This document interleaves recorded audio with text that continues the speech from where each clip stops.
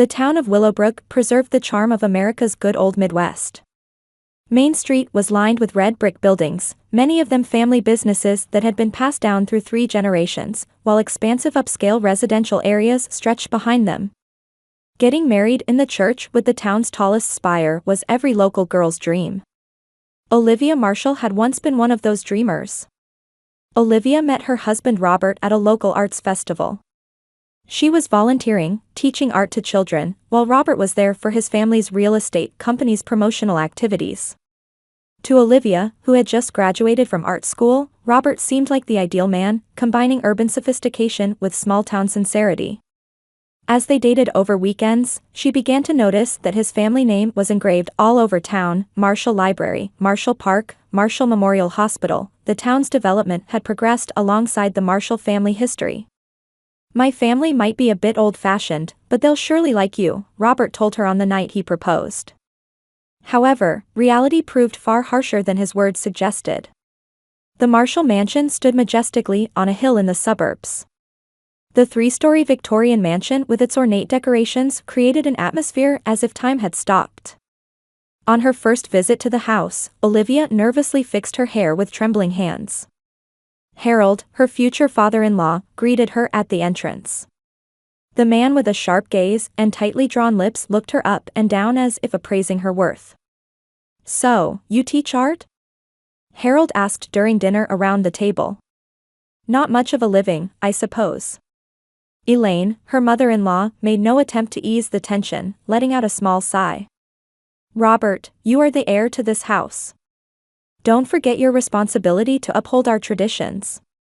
Elaine was a central figure in social circles and managed many of the town's charitable activities.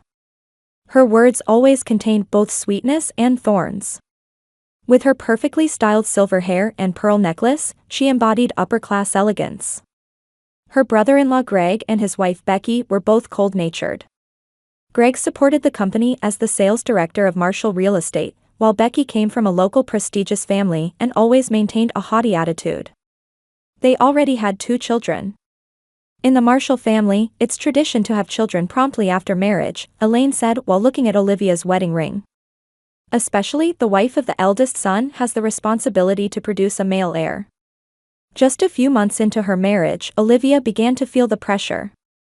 Robert was busy with work, and she tried to adjust to her new environment while teaching children at a small art studio. Her heart was gradually wounded each time her mother-in-law asked, "Not yet," during dinner. A year passed, and there were still no signs of pregnancy into the 2nd year. Olivia began visiting a fertility clinic. The pain of hormone injections, the despair with each failure, and above all, the cold stares from her in-laws tormented her. "There can't be anything wrong with my son," Elaine would say whenever she saw Olivia at social gatherings. "Marshall men have always produced strong offspring." Her sister-in-law Becky deliberately doted on her children in front of Olivia and talked eloquently about the joy of motherhood, always adding, "But you wouldn't understand." In the winter of their 3rd year of marriage, when Olivia finally received news of her pregnancy, she called Robert in tears. His response was a curt, "That's good, I'll let father and everyone know." At the dinner held at the Marshall home, Harold finally gave Olivia a genuine smile. "At last, we'll have an heir to our family," he said, raising his champagne glass. "Let's pray it's a boy." Even after learning of her pregnancy, Olivia still had no place of her own. Elaine said, "Since you probably can't cook regular meals anymore, and send a housekeeper 3 times a week." It appeared to be a kind gesture, but in reality, it meant she didn't trust Olivia's cooking skills. Becky advised, "Pregnant women tend to gain weight, so you'd better be careful, constantly monitoring changes in her figure." Robert immersed himself in work and behaved as if Olivia's pregnancy was his own achievement. He gradually came home later, and conversations with Olivia decreased. When she complained about feeling unwell, he would only say, "Having a boy is just that demanding." When she reached 6 months of pregnancy and was told by the town's obstetrician, "Your child is a girl," Olivia had mixed feelings. Her love for the baby coming into the world mingled with anxiety about not meeting her in-laws' expectations. When she conveyed this news to Robert, his face clouded for a moment, but he said, "We'll have a boy next time." The dinner atmosphere froze when the gender was announced to the Marshall family. Harold merely said. Elaine pursed her lips, and Becky exchanged meaningful glances with Greg. From that night on, their attitudes toward Olivia grew even colder. Her pregnancy was no longer celebrated but treated as proof of failure. As she entered the late stages of pregnancy, Olivia felt increasingly lonely. Robert's business trips increased, and when he returned, he no longer touched her and began sleeping in a separate room. Her mother-in-law constantly told her, "Think about having another child right after delivery." One day, Olivia accidentally saw a message on her husband's phone. "Can we meet tonight?" from a woman. Her heart nearly shattered, but she maintained her composure for the baby's sake. That night, she quietly began keeping a record in a small notebook. She started documenting daily events in the Marshall household, her husband's behavior, and her in-laws' words in detail. When she entered her 8th month of pregnancy, Elaine called. "I've planned a baby shower for you. 2 weeks from now." Her voice had an unusual warmth. Though surprised, Olivia harbored a faint hope that this might be a sign of acceptance by her in-laws. "Thank you, Mother," Olivia replied. "I'm looking forward to it."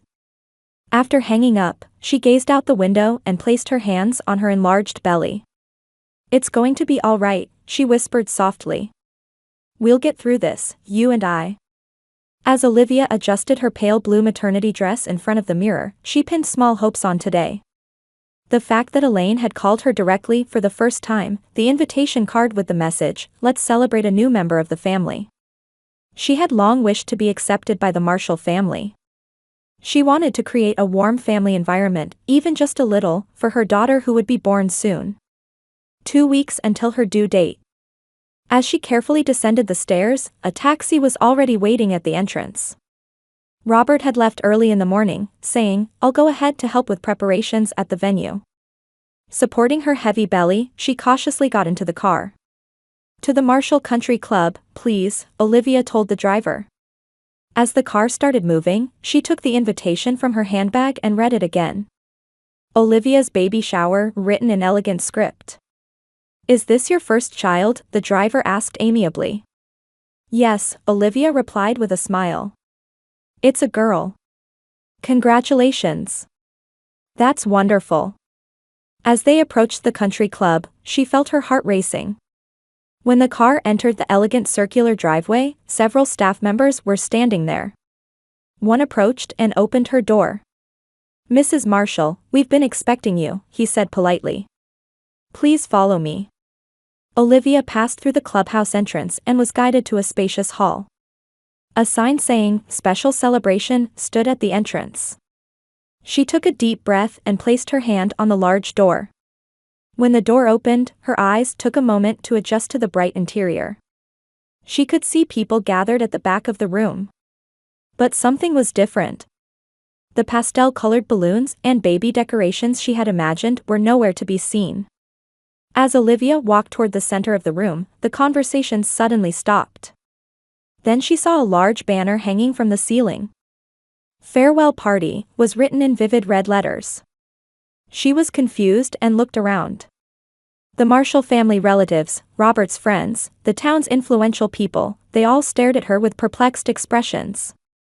In the center of the room was a table with small, organized cardboard boxes and stacks of documents. And Robert was standing next to an unfamiliar woman. The woman stood with a confident expression, looking down at Olivia. "So you finally arrived," Elaine said coldly. She seemed to have been eagerly awaiting this moment. Olivia was speechless. She stood frozen in place, unable to move. Robert stepped forward.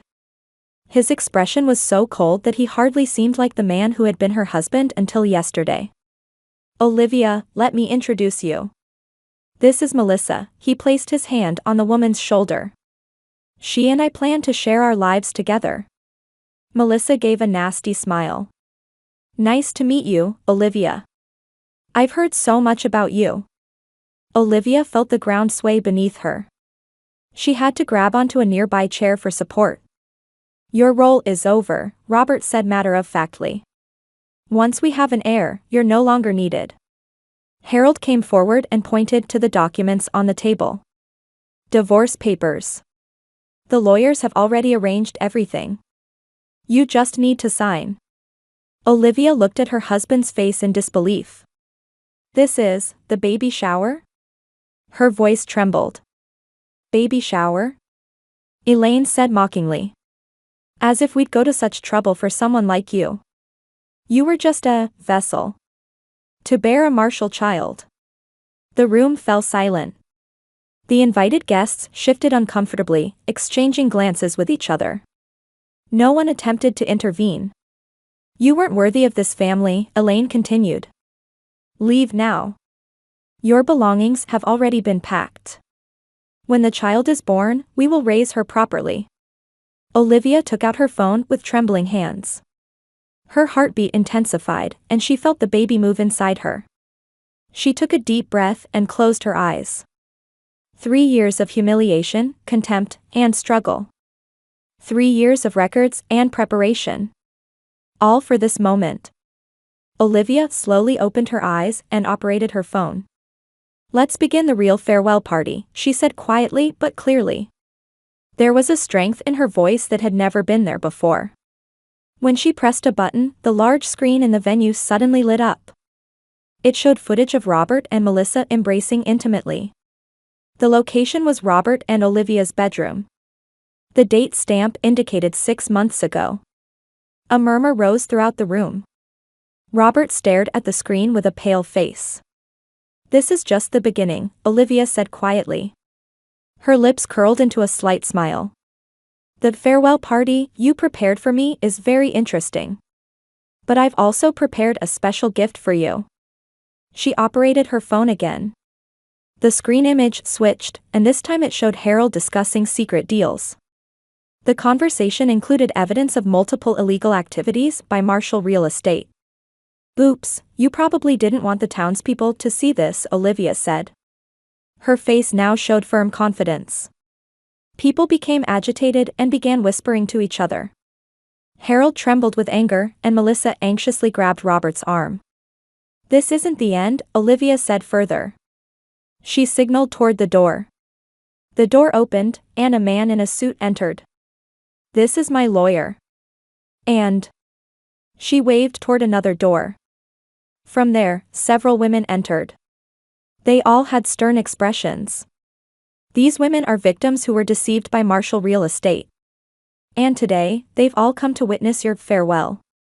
Olivia stood straight and looked everyone in the eye. Your nightmare begins now. The venue erupted in chaos. Robert stepped forward and tried to grab Olivia's phone, but she calmly stepped aside. Don't touch me, Olivia said quietly but firmly. Everything is being recorded. Even what's happening in this venue is being live-streamed. She turned her phone screen to show the number of live streaming viewers. There were already over 300 viewers. When Olivia tapped a button, another video appeared on the main screen. It vividly recorded Elaine berating Olivia, calling her a worthless woman and a disposable tool. For 3 years, I've recorded everything, Olivia said in a calm voice. How you exploited me, the abusive words, and... She paused and looked around the venue. Even how Harold deceives his clients. Harold's face turned red. Nonsense. That's fabricated. Olivia smiled. Really? She continued tapping. This time, the screen showed Harold speaking in a private room.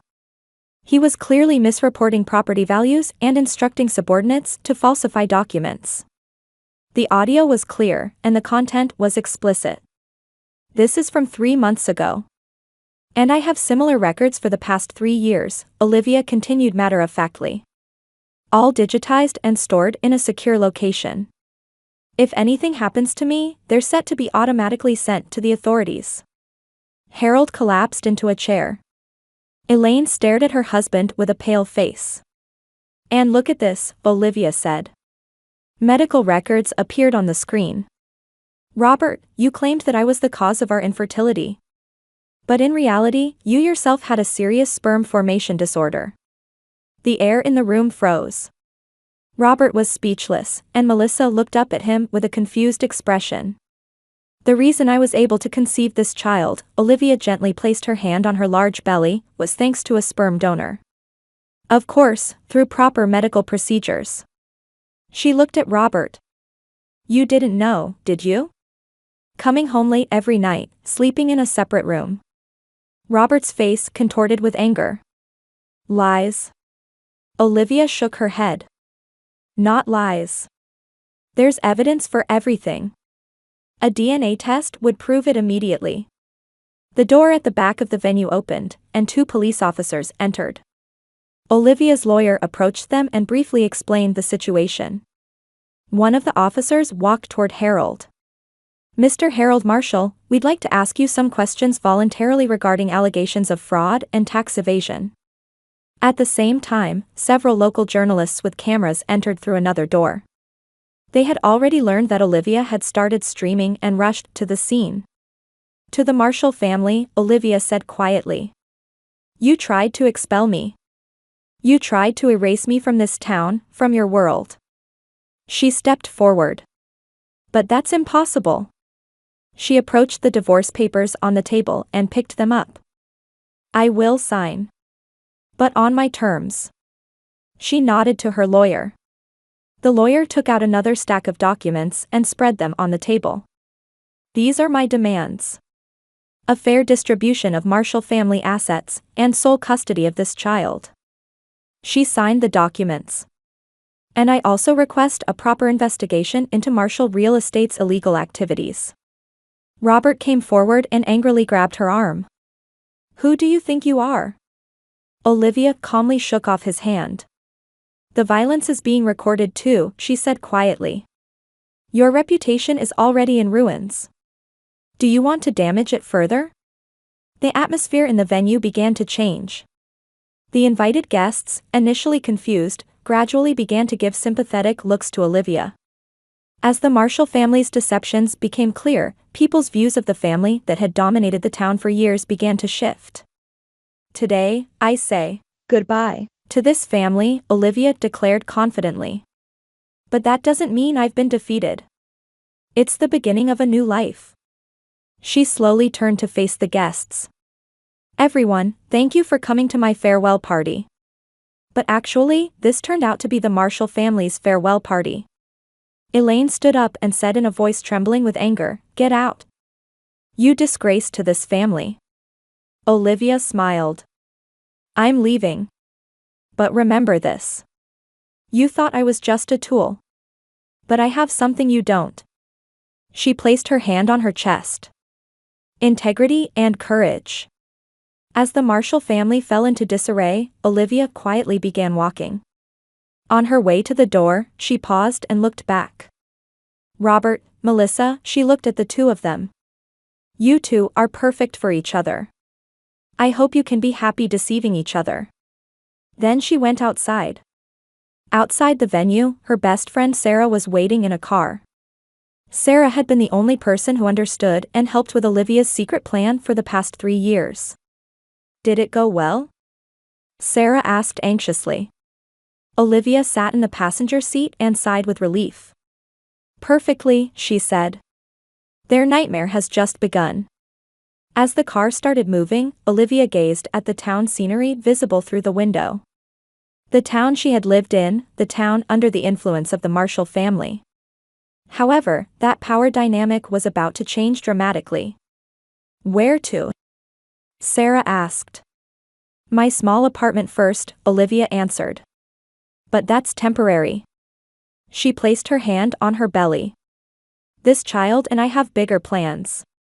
When the car left the country club, Olivia did not look back. Her expression showed confidence and determination she had never displayed before.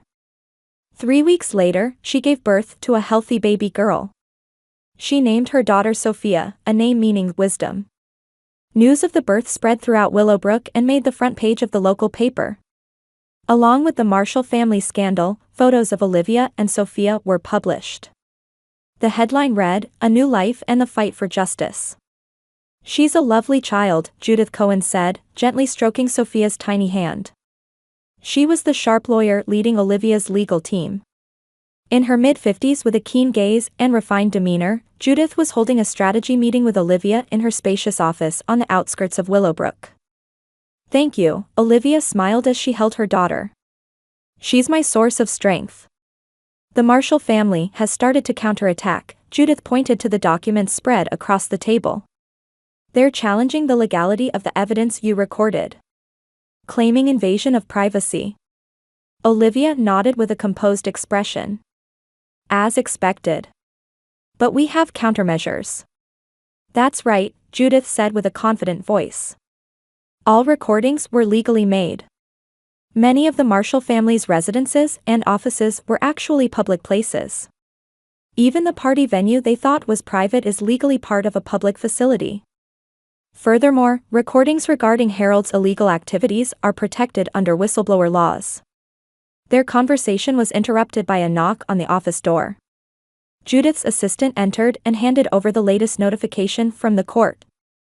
"The judge has ordered full disclosure of Marshall Real Estate's books," Judith said, reading through the document. "This is a big step." When the trial began, the town of Willowbrook was divided into two camps, conservatives supporting the Marshall family and reformers backing Olivia. However, as evidence was increasingly revealed, the balance of support gradually tipped toward Olivia. On a day when the trial entered its third month, the courtroom was more crowded than usual. Olivia was scheduled to take the witness stand for the first time that day. She left Sophia with her best friend Sarah and appeared in court dressed in a simple navy blue suit. In the front row of the gallery sat the victims of Marshall Real Estate. They all wore badges supporting Olivia on their chests. "Mrs. Marshall," Judith began questioning Olivia on the witness stand. "Former Mrs. Marshall," Olivia quietly corrected her. Those words carried the conviction of a woman who had found a new self. "Olivia," Judith smiled gently. "Can you tell the court about your experiences with the Marshall family?" Olivia took a deep breath. And she began to speak. About all 3 years. The cold treatment from Elaine, Harold's insulting attitude, Robert's betrayal. Her words were calm and clear. Rather than appealing to emotions, she simply stated the facts. And finally, she told what happened at the farewell party. "They used me as a tool to bear children," Olivia said. "And when my role was finished, they intended to discard me." The Marshall family's lawyer stood up and began cross-examination. He attempted to shake the credibility of Olivia's testimony, but faced with her dignified attitude and consistent testimony, he couldn't develop an effective rebuttal. As the trial progressed, the full extent of the Marshall family's illegal activities came to light. They had committed fraud in land deals, evaded taxes, and unfairly manipulated real estate prices. It was further revealed that after driving Olivia out through divorce, they even had plans to forcibly evict her from her apartment. They had the entire town under their control, Olivia stated in another inquiry. "No one could speak up. I stood up for those without a voice." In the courthouse hallways, there were occasional arguments between Marshall family supporters and Olivia's supporters. However, in the face of the weight of evidence, public opinion rapidly shifted toward Olivia. The turning point in the trial came on the day Robert took the witness stand. He appeared in court with an exhausted expression. Melissa was no longer by his side. After the scandal came to light, she had quickly disappeared. "Mr. Marshall," the prosecutor asked. "You deceived your wife, insulted her, and finally tried to humiliate her in public. Why?" After a long silence, Robert squeezed out his voice. "It was my father's instructions," he finally admitted. "To preserve the family tradition, my father orchestrated everything." His confession shocked the courtroom. Harold shook his head vigorously, and Elaine covered her face with her hands. "Did you ever love Olivia?" the prosecutor asked finally. Robert silently stared at Olivia. In his eyes, deep regret had replaced the former arrogance. "At first," he said in a small voice. "But the family expectations broke you," Olivia said quietly. There was no anger in her voice, just a stillness confirming the truth. On the day the trial entered its final phase, Olivia appeared in court holding her daughter. Sophia was already 6 months old and had bright eyes just like her mother. When the judge turned to Olivia, she stood up and walked forward confidently. "Your Honor," Olivia said quietly. "Throughout this trial, I have sought justice. But at the same time, I'm thinking about the future." She gently drew Sophia closer. "The world this child grows up in should not be one where the strong dominate the weak. It should be a world where the values of fairness and compassion are recognized." On the day of the verdict, the courtroom was overflowing with people. When the judge handed down a harsh judgment against the Marshall family, a breath of relief escaped from the gallery. In the divorce suit against Olivia Marshall, now Olivia West, the court recognizes her sole custody and orders 40% of Marshall real estate shares and appropriate property division, the judge said. Furthermore, the investigation into Marshall Real Estate's illegal activities will continue, with the possibility of criminal prosecution remaining. Olivia quietly nodded. Her battle was coming to a victorious end. As she left the courtroom, she noticed Robert's gaze. He sat in a seat away from his parents, looking devastated. "Olivia," he called out weakly. "Can you forgive me?" Olivia stopped and looked straight at him. "Forgiving and forgetting are different," she said. "I can forgive your actions, but we will never go back." She continued walking confidently and left the courtroom. Outside, people who supported her had gathered. The sunlight illuminated her face and made Sophia's hair shine gold. "What will you do now?" Sarah asked her. Olivia smiled. "Rebuild. Turn Marshall Real Estate into a company that truly benefits the town." She gently drew her daughter closer. "And create a new form of family. Mommy, look." 5-year-old Sophia proudly held up a bouquet of flowers she had picked in the garden. Her smile shone as brightly as the morning sun. "Beautiful," Olivia smiled as she received her daughter's creation. "I'll display this on my office desk." The morning light illuminated Willowbrook's new residential area. This was an environmentally friendly housing community built on land that Marshall Real Estate had once tried to acquire illegally. Olivia's house was surrounded by a spacious garden, featuring a design that utilized warm wood materials and natural light. "When you're ready, we'll go together," Olivia gently stroked her daughter's hair. 5 years had passed since the trial, and the town of Willowbrook had changed significantly. The former Marshall Real Estate had been reborn as New Hope Development, led by Olivia. The company's policy emphasized transparency and community contribution, earning the trust of the townspeople. When they arrived at the office, they were greeted by a building that had been renovated from the former Marshall mansion. Half of the building was used as an office, while the remaining half had become a support center for single mothers and their children.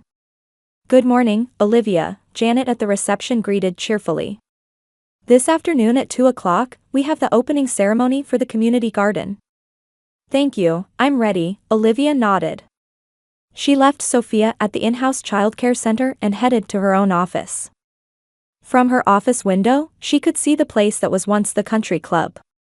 It had now been developed as a park that the townspeople could use freely. She took a sip of coffee and remembered the day of the farewell party, 5 years ago. Everything had changed since that day. The aftermath for the Marshall family matched the pain they had inflicted on others. Harold received a 3-year prison sentence for tax evasion and fraud, and his health deteriorated in prison. Currently on parole, he had no trace of his former dignity. Elaine had been banished from social circles and was ignored by her former friends. She lived in a small house on the outskirts of town and rarely went out. Greg and Becky divorced and each left town. Becky remarried another wealthy man, but she had heard that Greg was facing drinking problems and financial difficulties.